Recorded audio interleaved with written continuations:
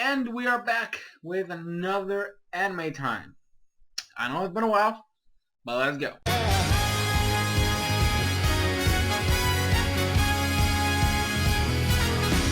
Yo, what is up, Crockxen clan members, anime fans, and others who will stump on this video? I'm SoresanCrockxen. Today we're here with Death Parade. This was recommended by a friend of mine. Let's go.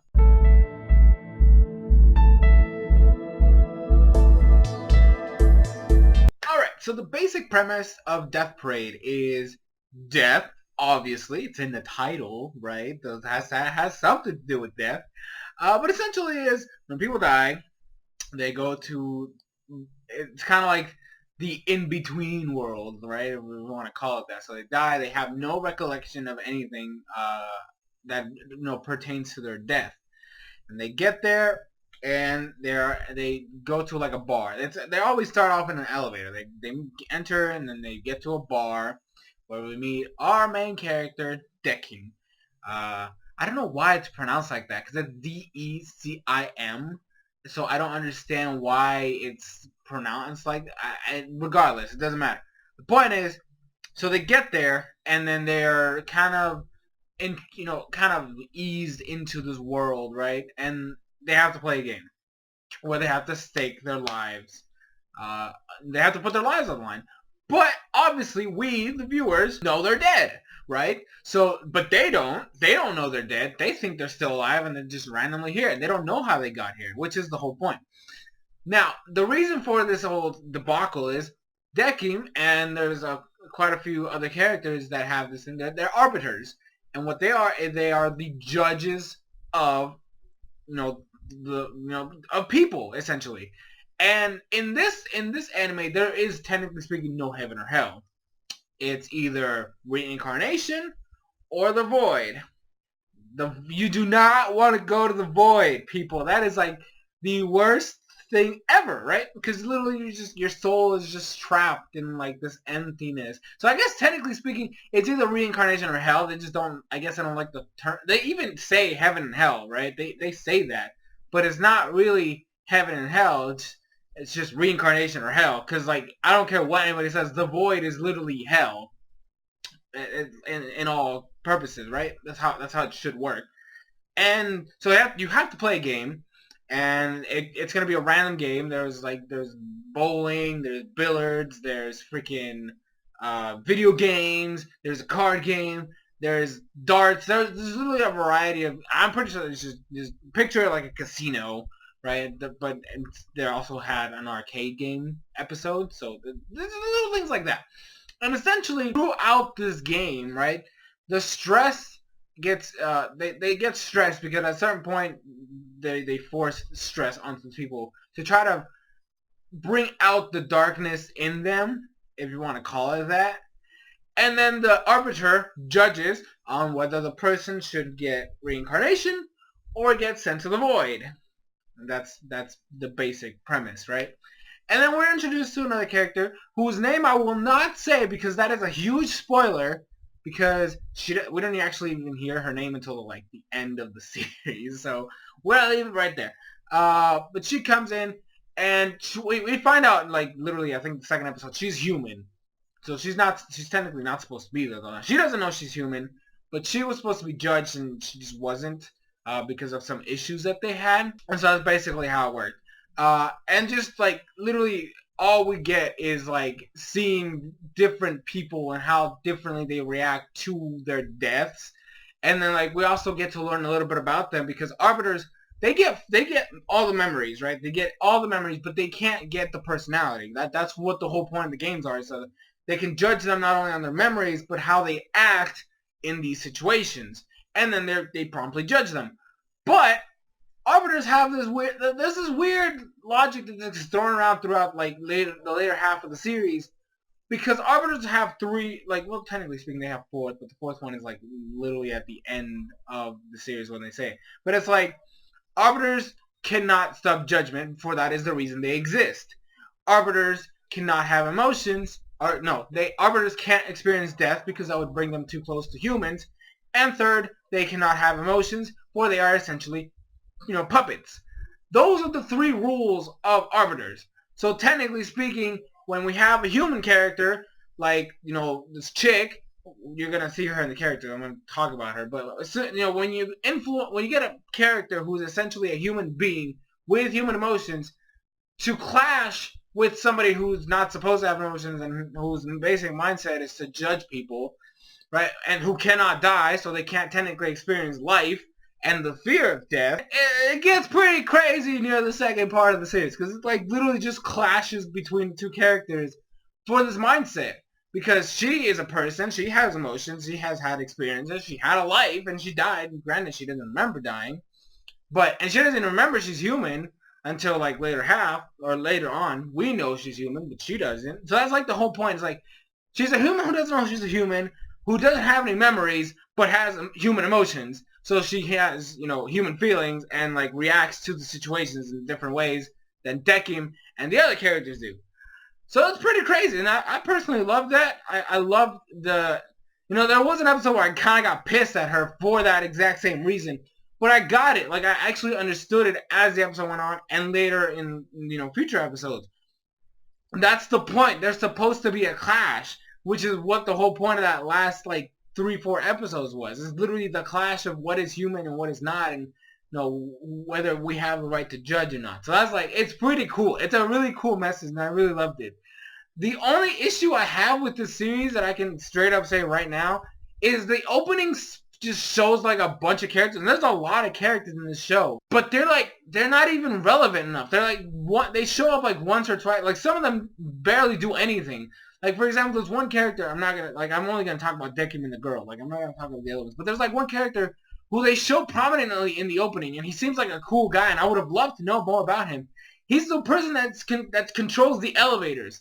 That's literally all we get from him. The entire series, we're supposed to, he sounds, and he does say a couple things, obviously. He's not always in the elevator.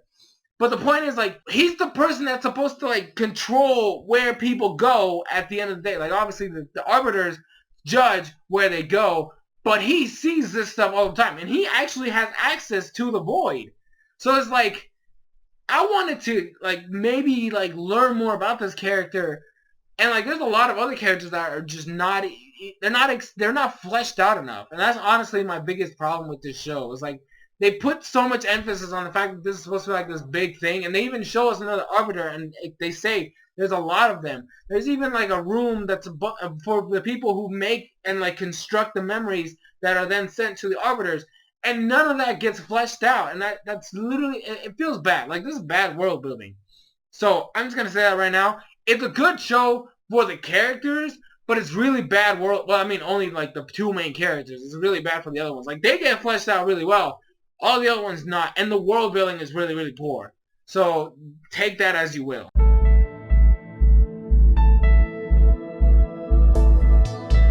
Alright, so the music and animation. Now, first off, the animation in here is actually pretty sleek. Granted, because of the setting of where the show takes place, it's supposed to be a bar, it's supposed to have to deal with death, and a lot of the stuff is very dark and gloomy for a lot of certain aspects. There's one room in the entire, it's supposed to be treated like a building. There's one room we see where it's actually bright and colorful. There's vegetation everywhere, and there's a little moat that's just surrounding a house. It's very pretty. It's a very pretty room, and we do go in there a couple times. And there's also another room, but most of it is very dark and gloomy. The characters look nice though. I have no qualms with any of the characters. All of them look really, really solid. The music is actually pretty good. It blends really well with certain aspects. When they do the games, and it goes from standard weird crazy music to when it starts getting intense, and people start stressing out, and they realize that shit's getting crazy and intense, and they might actually die if they lose. And even when people realize that their death, it gets intense. The music is really good. I love the opening itself. The opening is amazing. The ending, I usually don't really enjoy the endings. I usually just skip them. But it wasn't horrible, but it's not my cup of tea. I just usually don't want to like endings because they're just there. There's not a lot of work. Not that there's not a lot of work in them, but it's the end of the show. You lose interest a lot of the times. But the opening is pretty good. I liked it. I just wish they just, I wish they had shown those characters more prominently in the story. But yeah, so, but like, other than that, like, the music is great, the animation's, you know, phenomenal. I do, like I said, the only thing is, like, I get the reason for the gloomy, dark, like, the, you know, dark colors, and, like, how there's just not a lot of light in a lot of these areas. But, like, you could have at least given me something else. Like, and when you make the games, they even do this thing where, like, they focus on the game, but it's, like, all dark around them. And I get that you're supposed to emphasize that it's, you know, you're supposed to be focusing on the game, but, like, you have a lot of pretty scenery that you're just not using, and it just bothers me. It just bothers me a lot. So, yeah.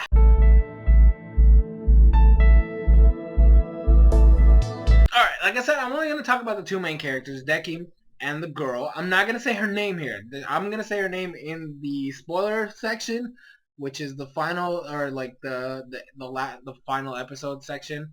So I'm not going to say her name here. I'm just going to show her and say the girl, because it's literally a spoiler. Granted, it's not like her name is like the biggest deal in the world, but it's actually important to the story. So I'm not going to go into it. But Dekim. So we're going to talk with Dekim first. Now, he's an arbiter, obviously, like I said. This is him. Pretty cool looking. I thought he looked great. I like his design a lot. I don't know what it was about him, but I like the first time I saw him, I was like, damn, he looks kind of cool. But so like his personality is kind of like stoic, right? He doesn't really, like I said, arbiters are not supposed to have emotions, so he doesn't show any emotion. He usually has like a straight face. And he talks like he's very apologetic a lot of times, but that's kind of just to get approval from everybody else. Like he tries to be on everybody's good side. And like there was only like one time where he got really serious when the other arbiter that was shown. Like there's only 3 arbiters that were shown. 1, 4, 3. Okay, one that was out of commission, right? Or not out of commission. She just quit, right? Which is stupid. I can't even talk about her because she only showed up like at the end, and it was only like. Anyways, the point is, one who gave Dekim his job. She's like the boss of everybody. And then the other dude. Now, the only time Dekim got serious and you saw him like get all, you know, crazy was with him. Because he showed up and he started trying to start shit. And Dekim was like, because he like, for some reason had like wires. That's like his ability, I guess. I don't freaking know. Like that dude had controlled water and Dekim has wires. Like, it's stupid. But anyways, like that's the only time we saw him get serious. It looked like he was actually gonna beat his ass. It was crazy. But they didn't fight and, you know, whatever. But Dekim, the thing that makes Dekim special, right? Remember those 3 rules I said? Remember how it was, arbiters can only, you know, they can't stop judging, for that is the reason they exist. They cannot die, for that would make them too close to humans. And they can't have emotions, right? That is the key thing here. They can't have emotions because they're essentially puppets. The funny thing is, and they say this very, very, very early on, so it's not really a spoiler. I mean, it's kind of a spoiler, but they say it so early that it doesn't even matter. Dekim has emotions because our boss lady, which I'm not going to talk about because it's, I don't know. There's just too many characters here that are so irrelevant a lot of times. There's like no point in even talking, especially since I don't remember the names of any of them. Like straight up, because they're just so irrelevant. It's stupid. Like she's the boss lady, and even though she shows up a lot, I don't like. She's not prominent enough. That's like the biggest issue I have with this. Anyways, so the boss lady created Dekim and gave him human emotions to see if they could change the idea of how they judge people. Granted, we don't really see that happening too much until the end of the series when he actually starts getting these. At least the emotions start affecting him because he has a human partner, right? That's the whole point of this trial that she runs. Like she literally, like he can't judge the girl, right? He can't judge her because of something that's gonna. I'm gonna talk about that in the final episode section. But the point is, he couldn't judge her. And so like they wiped her memories. And then they had her be an assistant. And that was all part of the boss's plan. Like to see how an arbiter with human emotions would work alongside an actual human who has these emotions. Right? And it's just, it gets pretty crazy and intense. And I mean like literally like when these emotions actually start taking place, it's really like it just, it hits him. It hits him hard, like straight up. And then the girl right here, I'm just gonna point it right there.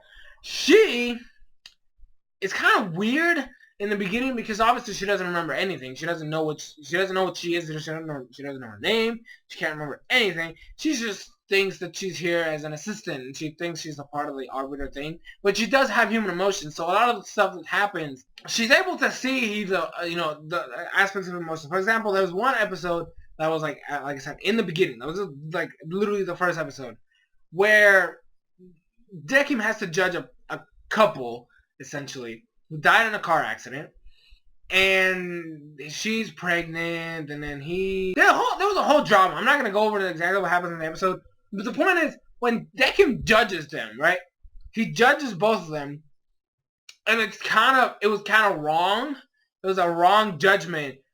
It's not that he messed up, but it's that they hit their real feelings so well. Like the woman actually lied to make sure that the man didn't feel bad because like he kind of killed the baby, even though technically they're already dead. They were playing darts, and like where they landed was actually like body parts, and you actually feel pain and stuff like that. And he actually hit her where the baby was, and it was like a whole mess. And to like not make him concerned and worry about the fact that he might have killed their baby, she lies and says that she was cheating on him, and a bunch of crap. And the chick, she noticed this. She noticed what she was doing, and like Dekim judged her to go to the void and him to be reincarnated. It was like, but it kind of messed up because he was like, the dude was actually like, he's kind of like that. He's got that jealous kind of personality where when he thinks something's too good for him and something might be happening, he gets mad and jealous and like doesn't mind. So technically speaking, Dekim kind of messed up.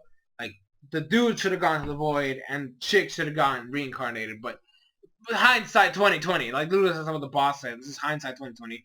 People make mistakes, or well, not people. Arbiters make mistakes all the time, blah blah blah. Granted, they shouldn't because they're judging people's lives on whether they should, basically go into like a hell or like be reincarnated. Like that's something that shouldn't happen. But anyways, granted, perfection is not a real thing, right? That's the way we gotta see. So that's kind of like so like her purpose is literally to try to get that side of it, like try to get what human emotions affect and affect judgment, and it starts hitting her more later on in the series of what how crazy these emotions are, because like she starts seeing all this stuff and she like literally they put them through like stress tests. Sometimes they have like this little remote looking thing that has a button that's supposed to make everything even more intense for them, like something messes up or whatever, right? So it's like he's literally like, these people have so much control over what's going on in the games that they have to like try, like the whole point is to try to bring out the darkness in people to see which ones are actually like good and which one are not, and blah blah blah.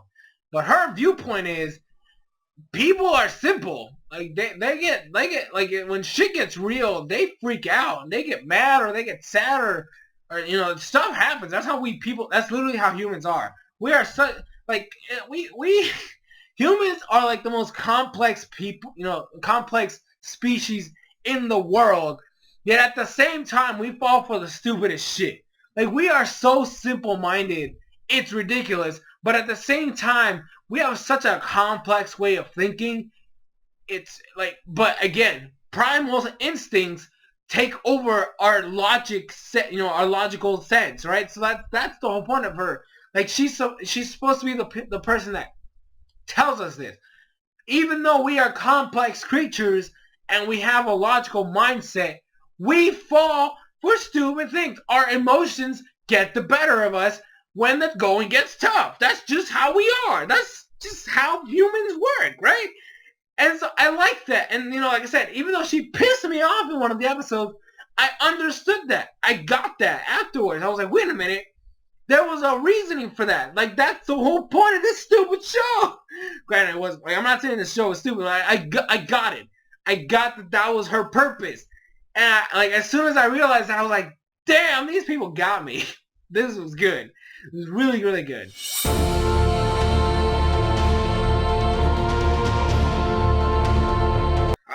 spoiler section. Oh my gosh. Anyway, so when we get to like the ending, right? So this is the final episode section, which is where I talk about literally the ending of the series. Up to this point, our main characters have been, living their life together, dealing with people and judging people, right? The girl, who I will now reveal her name, Chiyuki, she has slowly been getting her memories back over time. During her dreams, she would get like things and like flashbacks of certain things. Her memory is slowly coming back, and she's starting to realize that maybe she is a human. And she actually starts, falling apart, right? She is a doll. Like, humans can't be in this area. Like, they just can't exist here. And she's actually, like, turning into a doll. And her skin is, like, falling off and everything and, like, stuff like that. But, like, not like, extremely fast and crazy. But, like, it starts to happen, right? She starts to decay because she's finally realizing she's humans, and humans can't be in here.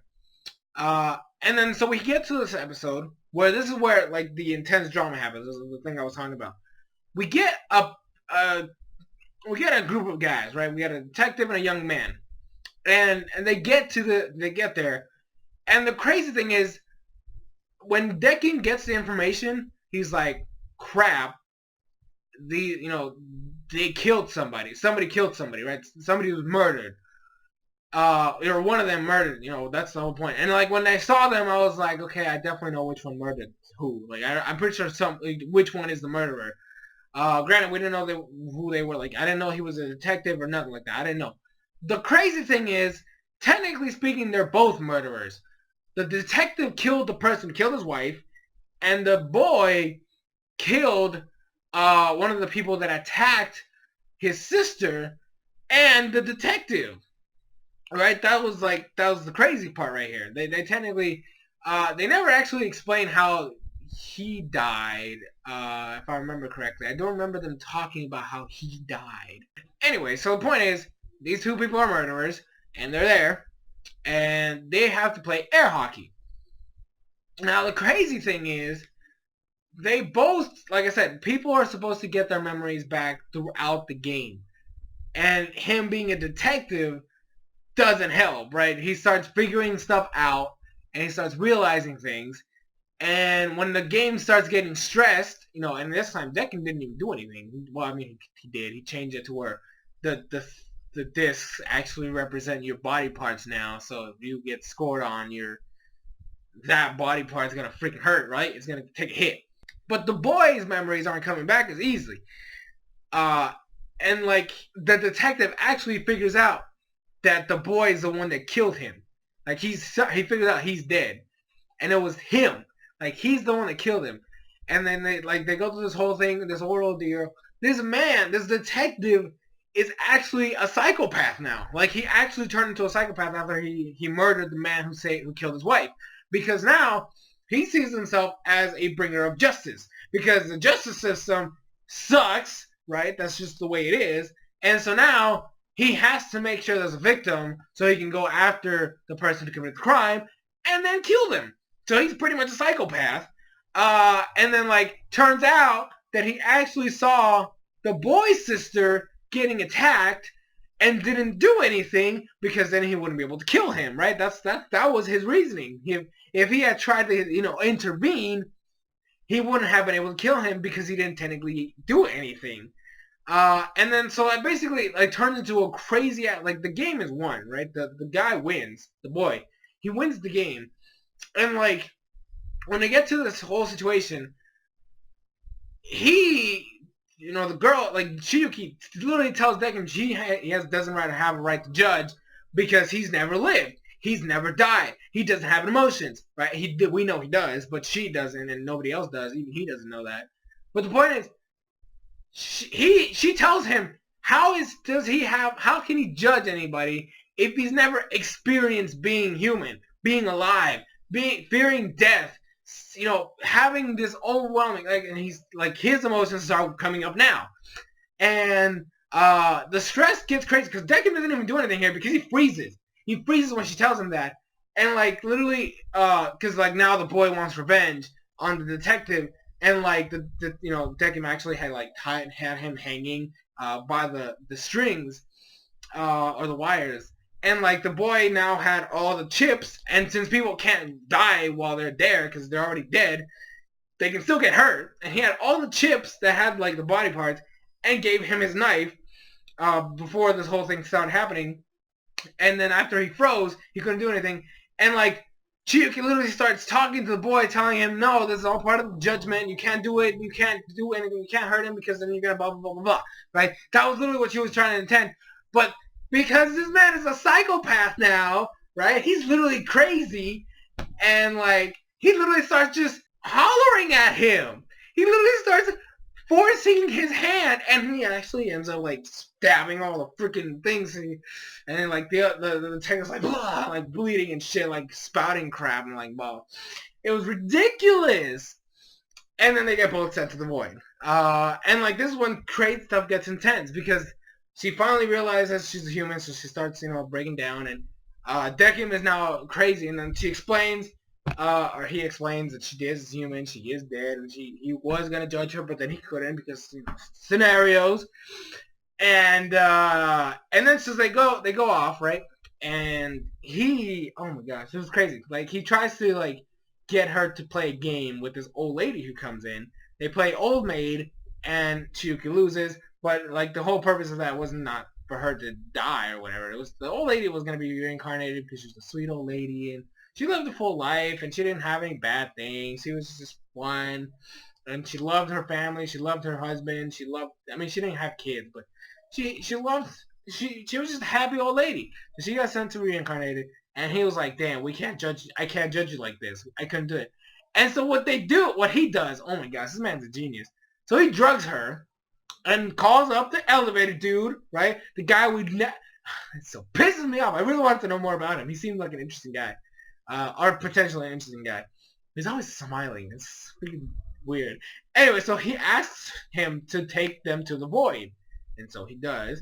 And then he like creates this illusion, right? That she's back home, alive. Or well, not really alive, but like an illusion, right? Like her.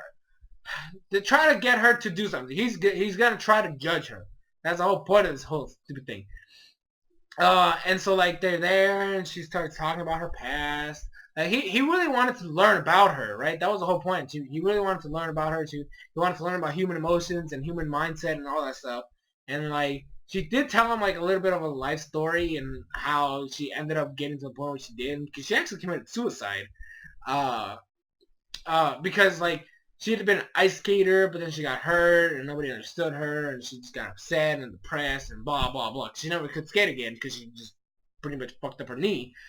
And then she committed suicide after a long battle with depression, blah, blah, blah. Anyways, so they get there, right?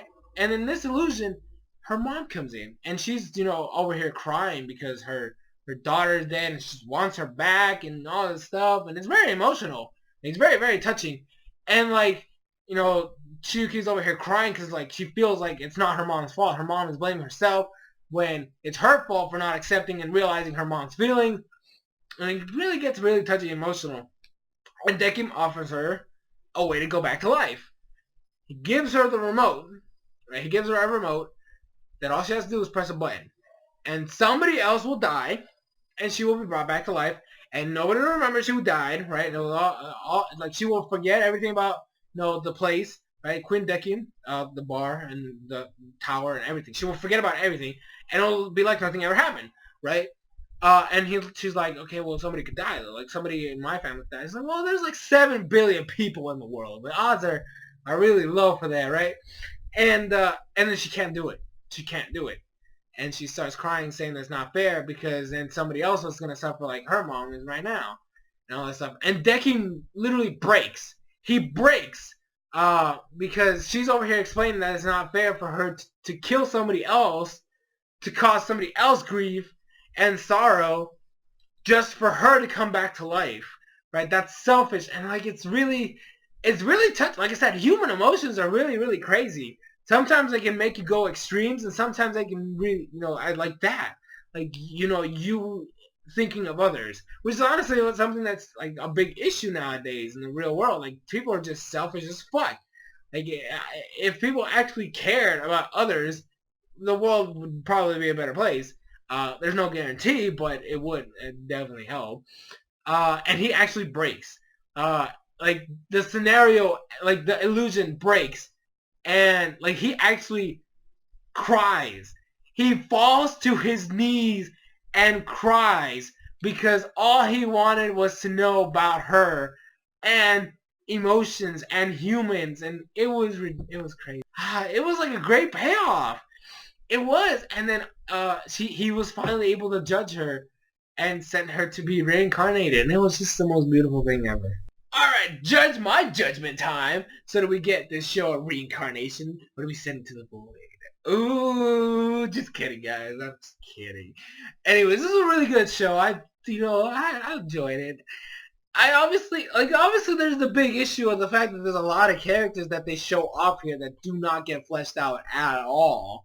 Like, literally all the people that died, you get their background story, and like, cause they, it's the whole point of the game is to see if, them get their memories and finally realize about what happened in their life. And so I get that, those people, but like, why is it that the people that work there get like no development whatsoever? Even though they're shown off a lot, they really don't get fleshed out anywhere. Like, it's ridiculous, right? So, but it's kind of like this show tried to push a lot of these characters. Like, for example, there's one that's kind of, he's supposed to be like the God. He's supposed to be like God, but like, he answers to God. And this is like really crazy because they set him up to be like God, but at the same time, he himself stated he's not God. He just works for God. He's like a liaison for God. It was like crazy. And like, he didn't get fleshed out at all. Like, there's just so many characters here who get like no development whatsoever. Or if they do, it's so small that it's insignificant.